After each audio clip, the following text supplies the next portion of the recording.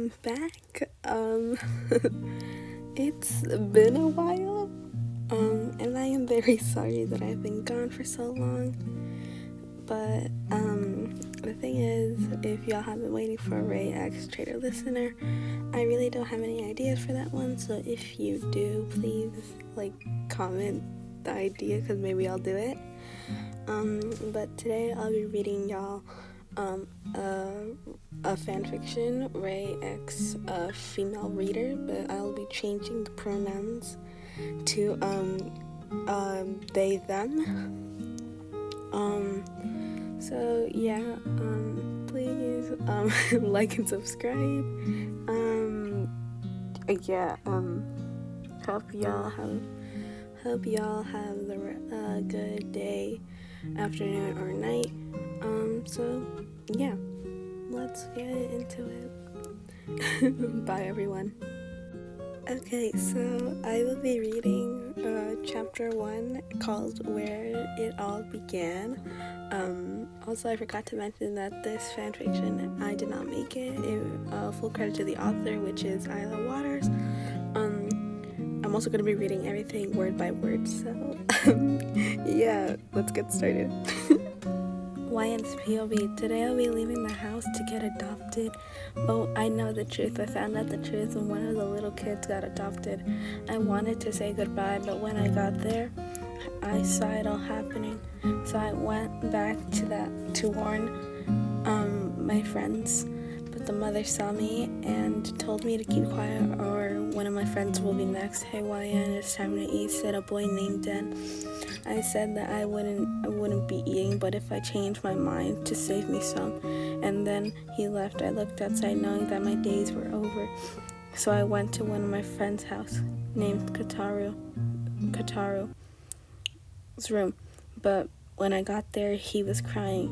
I looked at him. What's wrong? Why are you crying? He looked at me with horror in his eyes. Then he yelled, saying he didn't want me to die. I just stood there, then in shock, and then hugged him, then smiling, wiping away his tears. Then I said for him to go and eat, and like that the day came to an end. It was time for me to leave. I waved at all my siblings and said bye. I looked at Katara, then hugged him, whispering saying for him to escape with everyone. And with that I left. When I got to the gate, I saw a woman and the thing that ended my sibling. I was ready for my end, but then the woman came up to me and said, you have two choices: to die or to grow up in a different house, and to make sure that all the kids behave, and to stop anyone that finds out the truth. And once you are shipped out again, you will train to become a mom. Now choose. I looked at her and then at the monster. I knew I could not escape, so I went with the woman, and I said bye to the mom and left. And soon I was at another house. It was the same as the one I had just left. I went in knowing that all the kids would die soon. I would live here without saying a thing. I met the mom of the house, whose name is Isabella. She introduced me to all the kids. I waved at them, and when everyone left, 3 kids that looked the same age as me said hi and asked to play with me. 2 boys and 1 girl. The girl, whose name is Emma, has ginger orange hair and is very nice. One of the boys, named Norman, has white hair. He is also nice, but is a lot more calm than Emma. The other boy, whose name is Ray, has raven black hair and was nothing like Emma and Norman. He was mean but also nice.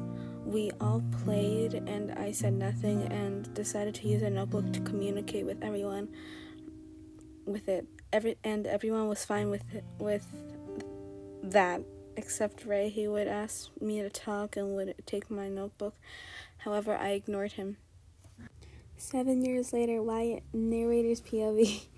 7 years later, Wyatt is still at the house and has made friends with the trio Emma, Norman, and Ray, but has not talked in the 7 years. Wyatt yells for everyone to get up for breakfast, and Wyan heads down for breakfast with Emma, Phil in her arms, and Ray and Norman come into the dining room with food, saying good morning to Emma and Wyan. Emma responds to them while Wyan only smiles, and Emma and Ray got into a fight, and Mom walks in asking Emma for her help. Once Emma helped Mom, she sat down in her seat, which is next to Norman, and across from Norman is Ray, and next to Ray is Wyan. Isabella asked all the kids to write a little note from the author, IDK if they do that. After they finish eating, they go outside to play. Of course, Ray was reading and Norman was in. As the game came to an end, making Emma and Wyan the last ones in the game, Norman got Emma by acting like he hurt himself, and he would soon find Wyan, or so he thought. Wyan would always go to the wall to find a way to escape, but would come back in time for Norman to find them. But this time Wyan lost track of time and stayed at the wall. When Wyan didn't come back a minute after the game had finished, Wyan realized that the game had ended and ran back.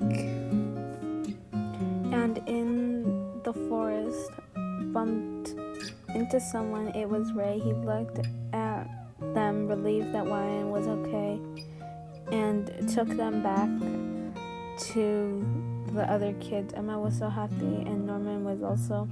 They played a few other rounds of the game. Don was upset that Norman always got him, so he yelled that he wanted everyone to be it except Norman, and he agreed. Emma got Norman.